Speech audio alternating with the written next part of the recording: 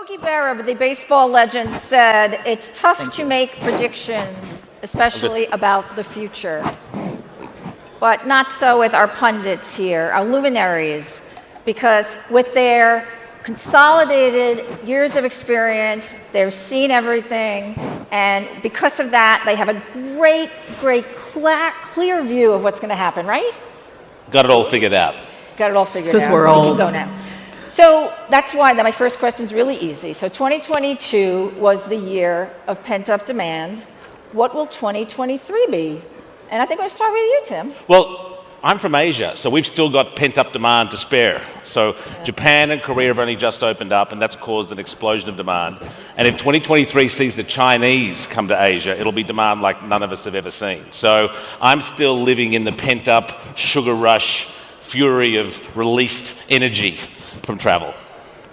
So that's going into... Oh, well, sure, because for those who don't know, China is still very much locked down. Getting into and out of China is nearly impossible. We could play the speculation game as to when the Chinese will be back into travel, and I really don't know. But we'd love to believe that Q1, Q2 next year, we will see the Chinese re-enter travel. If that does, it will be crazy. We've already, as I mentioned, seen Japan open up last month, Korea open up the month before. The Koreans have started to travel outbound in crazy numbers already. So in Asia, at least, we've got another 6 to 12 months of pent-up demand to enjoy, yeah.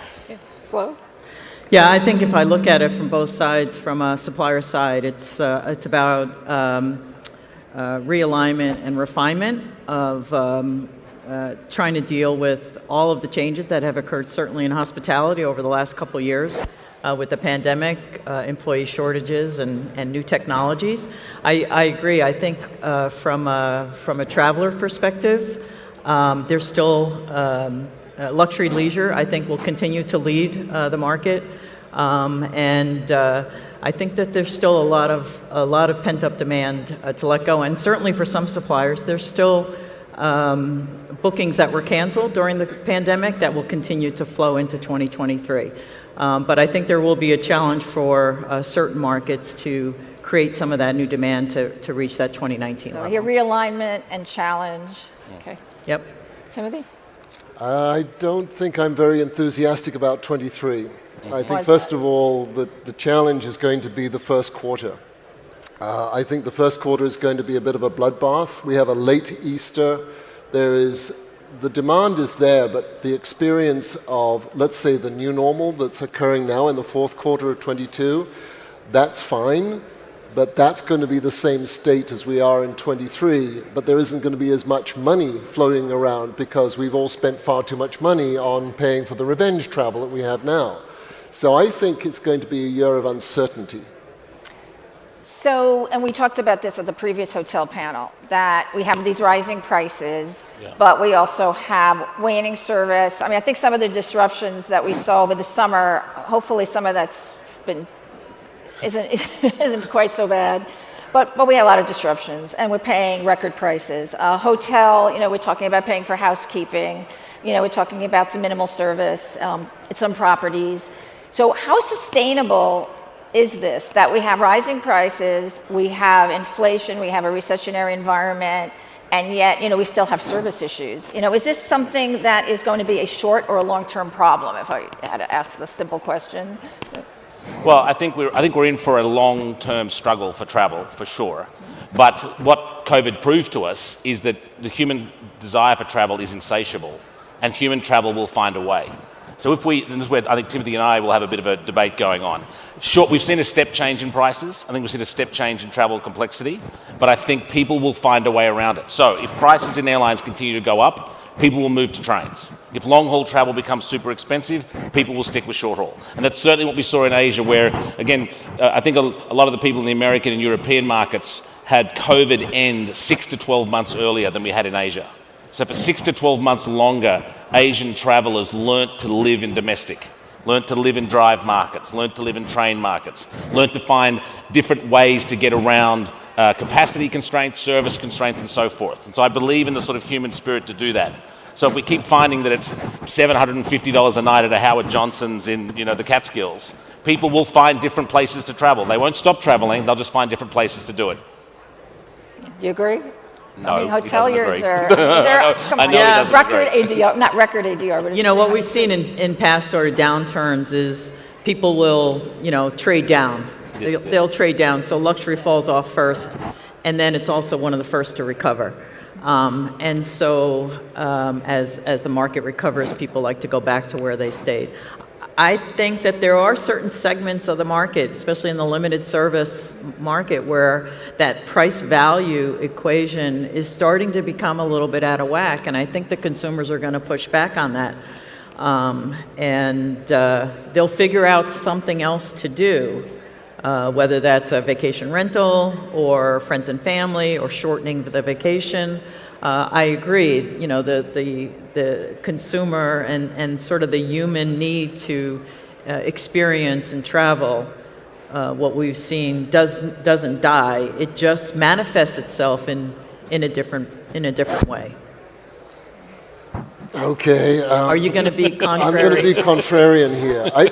First of all, VFR traffic, that is visiting friends and family, I think will remain inelastic. Right. What I do think is that there will be a different form of this. I think people have learned to use Airbnb a lot, so there'll be more congregation-type travel. I think that'll be a different, but that was already the trend before the pandemic. Mm-hmm.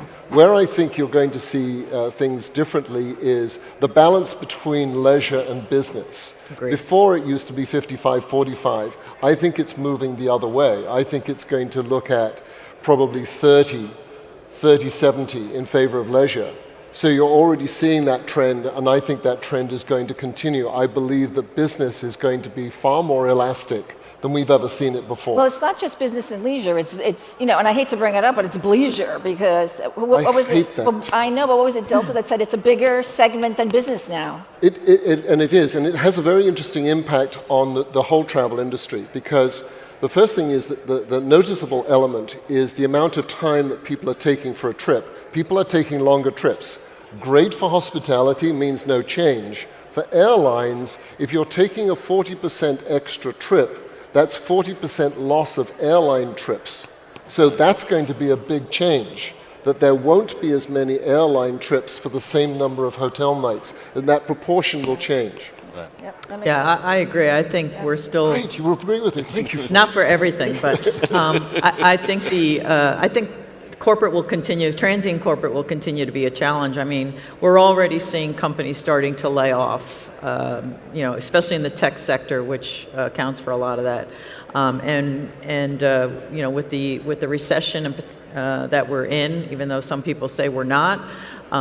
Companies are going to be a little concerned about spending that money. The CFOs love the fact that over the last 2 years they had very little expense in travel, and they're going to try and keep that low. Yep. I think I even saw a news flash the other day that Disney has cut back on discretionary travel. Yeah, I saw that too. And so if Disney is cut, well, wait a minute, isn't Disney in the entertainment business? Aren't they in travel and leisure? Yep. Yeah. And we're still with business travel in Asia. We're still playing a little bit of a wait and see game. As I mentioned, these markets have only just opened. The leisure seems to have exploded, which is a pattern we saw in the United States, but we're still waiting. We don't know. We know this sort of the triangle of Japan, Taiwan, and Korea. The regular flows into and out of Singapore are lifting, but we're still not sure. We're just going to wait and see. Well, and to Tim's point before about choosing alternative, the train situation in the U.S. is not very good. Right. But you're going to see people driving more. We think saw, much as we saw in the pandemic, the rentals of RVs went skyrocketing, right? So people will find other alternatives, which may not be good for airlines, for sure, as they seek other modes of transport. I think there's also a lot of other pressures at work here, and one of the pressures is the very bad airport experience is going to piss people off to say, I don't want to travel. There's also been a large cutback. So people living in small towns, what is it? I think 120 cities have lost air transportation access in the last 12 months. That's terrible. We're supposed to have freedom of travel. Right. So what are we supposed to do about this pilot issue? We don't have enough pilots. We don't have enough parts. Is this going to keep prices where they are, or prices going to normalize? Depends what you mean by normalize. I mean normalize at a higher level, normalize back to the level we had before. We ain't going back. That's it. I'm sorry. Look at the price of gasoline. What is it? Top level is about $6. I mean, here it's a lot cheaper, but I live in Seattle and it's been $6. I think what you're going to see is the step change is here to stay. There is that increase. But as for resourcing and the pilot issue, going back to your question, I think the pilot issue is going to hurt everybody because there are not enough pilots, and the planes that the pilots are going to fly are going to be the ones that the airlines choose to fly, and they will be more profitable as opposed to more service or consumer necessary. So shouldn't that create an industry for pilot education? Shouldn't there be like 10 pilot education startups founded instantly? This is the way technology works. We see a glitch in the system. We see that hailing cabs is awful. Uber appears. We see there aren't enough pilots. Trainerpilot.com appears, and suddenly we've got this massive... 2 reasons why not. Okay, first reason, it takes 2 years to 3 years to train up a pilot before he can even think about sitting in that seat. Let's say it's 3 years, because that's really how long it takes. The second reason is kind of scary. It's that the pilot unions actually don't want there to be a surplus of pilots. So they're actually very happy that there's a shortage because it means they can raise pilot rates. And many of the pilots came from the military. And there's so, the feedstock. The feedstock is gone. But if we take the Uber model, Uber was not expected to make a profit in its first year. It's given a long runway, right? It's got time to get there, time to build up this story. Surely trainerpilot.com can raise enough money to take 4 or 5 years but Tim, that's okay, because Flo can't wait to take a pilotless flight, right? I'm not taking a pilotless flight. I'm sorry. I like 2 pilots at minimum. Oh, okay. I got that wrong. You need 2 years and 1,500 hours before you're allowed to sit in a mainline fleet. Well, we have driverless cars. But the feedstock is the issue. The regional planes are not there to train the pilots to sit in that seat. Right. So they're not That's there. where they train. There is a real problem. I mean, Tim was right. What there should be, and I think that this is not a commercially solvable problem. This is going to have to be a government-sponsored problem. Right. Okay. All right. Solution. Yeah. So let's change the topic a bit and into. Why we like this one? Okay, you want to keep talking about the pilot issue? We could talk about it a long time. That's quite an issue. But let's switch over to super apps, ecosystem, whatever you want to call it, right? Big in Asia, Grab, Asia. We don't exactly have, hasn't been a successful model in the West, but recently, for example, Uber is now working with Viator, looking to build up its app. Of course, Hopper doing gamification. And the question is always about is it engagement and what suppliers and travel providers can do, to get more people engaged. So is there a super app concept that's going to work in the West? Well, I mean, in my view, they were successful in Asia because very few consumers actually had a banking relationship, and so that was the sort of the start of it from a fintech perspective, and they built on that. Here, I saw some research where millennials can have as many as 25 or 30 relationships with different financial types of institutions, whether that's a credit card or a bank or it's a financial advisor or whatever. So. And the regulatory situation here with banks, I think, also a bit precludes that. I don't think a super app, I mean, Marriott's got a very engaging app. Uber has every time I take an Uber, I'm getting tons of requests to, buy some food or something like that. That's not a super app, right? That's just their attempt to get us more engaged when we're not actually traveling. But a super app is really a platform that other apps sort of Do you think there's no need for it in the West? Is that I don't see it in this market. Yeah, I mean, in Asia, this is a massive conversation starter and conversation ender and fight starter. What is the role of super app in travel? So to bring those of you in North America up to speed, we're talking about an app that starts with something high frequency, food delivery, ride hailing, chat, payments, or so forth, and then tries to expand across into a range of different services. We've got Grab out of Southeast Asia. You mentioned WeChat is the famous one out of China, but there's many others.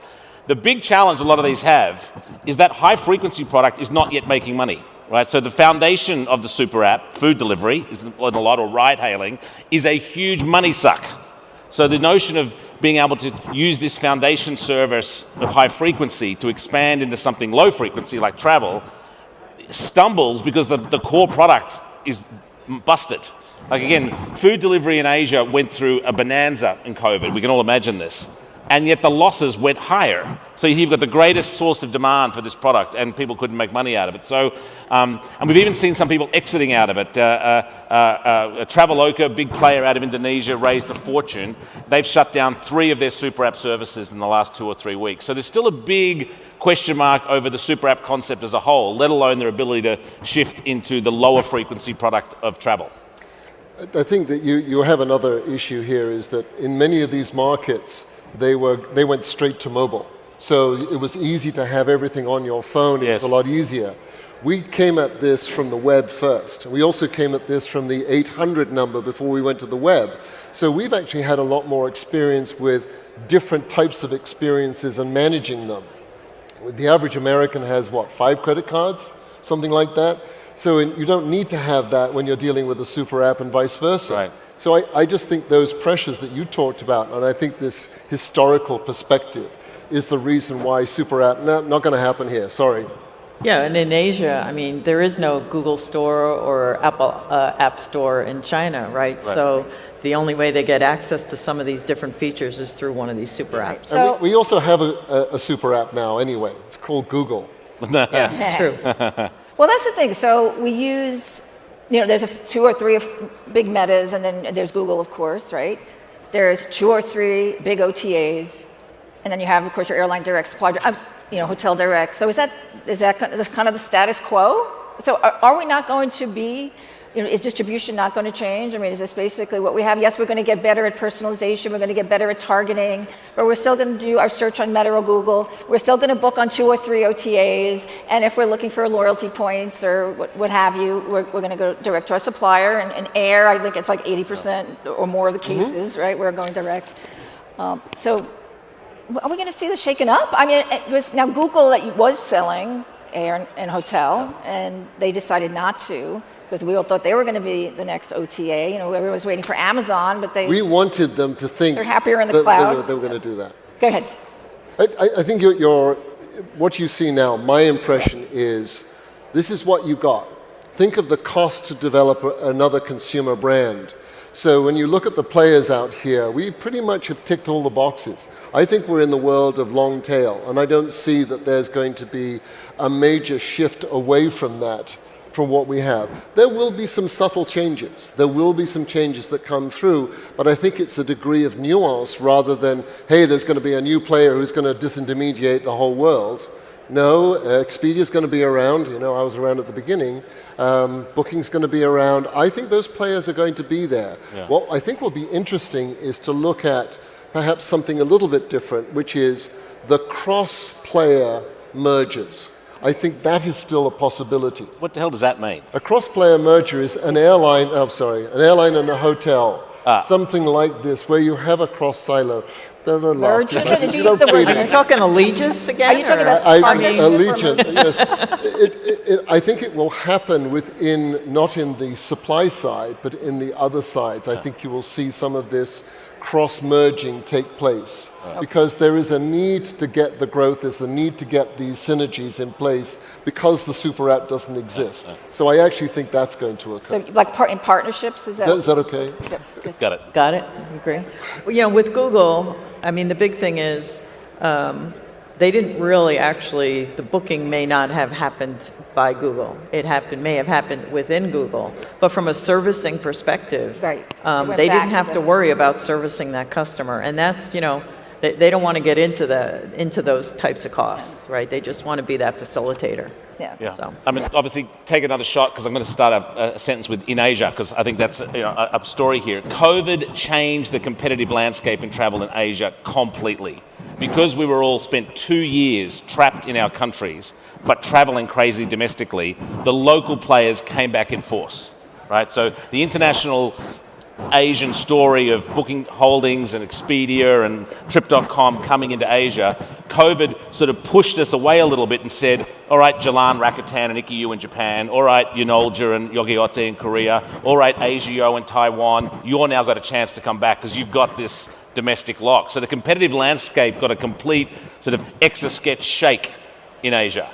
and the sort of the non-stop domination of the inbound international players got a bit of a stop. So we're back in a completely different competitive game now because of COVID. So are the big guys going to buy some of those little guys? Maybe we will, maybe we won't. But we certainly had to shift our product people into a lot more domestic. The sort of single platform will take some trade-offs here and there has turned into a much more of a localized approach as we've had to go back and fight the local players. Yeah.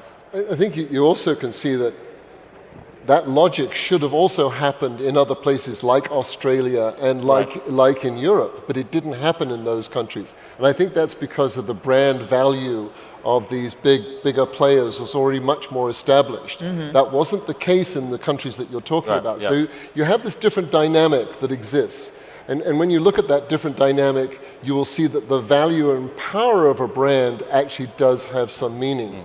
Although I'll still say again, my favorite statistic is there's not one passenger airline in the top 100 global brands. Just isn't one. That's a really good indictment to show how badly the airlines do their branding. Oh, did I say that? There's a lot of banks here in the audience. Yeah. There, right? JP Morgan, whatever. So what are they doing here? Why is fintech all of a sudden so big? And is buy now, pay later really something that is going to resonate with consumers? Oh, let me take a stab at that one because I think it's kind of fun. The acquirers all put in extra periods of time. So now airlines, I'm just speaking from the airline side, it now takes 28 days for you to get your money from a credit card. That used to be instant cash. It's not like that anymore. I think the challenge for banks is banks have developed this currency relationship with airlines in particular in the form of the most abused term is airline loyalty points. But you're not seeing that transfer into value. Don't you think? I mean, we talked about this. Yeah. But aren't we in this place where the credit card companies have this currency, lots of it, and now we've got partnerships they can build with people like, and I'll call it like us or like Hopper, where they can then take all this great global functionality and this currency, put it together and create an experience without having to have any more developers or any complicated technology. It sounds like it's an attractive story, right? It's a story that looks good on two-dimensional paper. We're all in on. Looks good on a PowerPoint. Say again? Looks good on a PowerPoint. But I think, fintech isn't just credit cards, although it's a very, very big, strong component of the industry. And if you look at sort of Gen Z and the younger generation, they're used to just using their mobile phone to pay for things. Now, there may be a credit card behind that, or it simply could be a cash app. Everyone on TikTok, TikTok takes a big piece of anything that somebody sends them money on or buys a token or whatever the hell they do on there. But I have to say that from a hotel perspective, the hoteliers I've talked to, fintech is becoming a higher priority to be able to offer payment options besides credit card in order to attract to that. And buy now, pay later is one of them. For those that don't have a credit, especially in the resort area or international travel, where the total is a little higher. So instead of putting it on a credit card, you do a buy now, pay later.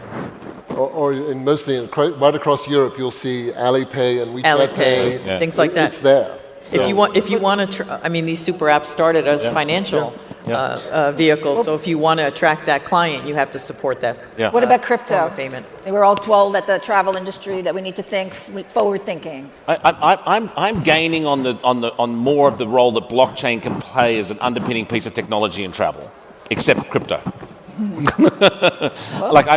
I'm warming to sovereign identity. And why is that? Because I love the idea of me not having to fill out a form for a government ever again. And I just filled out 4 to go to Japan and 2 to come to the US. I love the idea of me being able to, distribute my data in that format. I'm really excited by that. And I wasn't when we spoke in July in Amsterdam. Sorry to... Well, okay, so we have, crypto real quick, Flo? I'm not a fan. I think we have a lot of other challenges to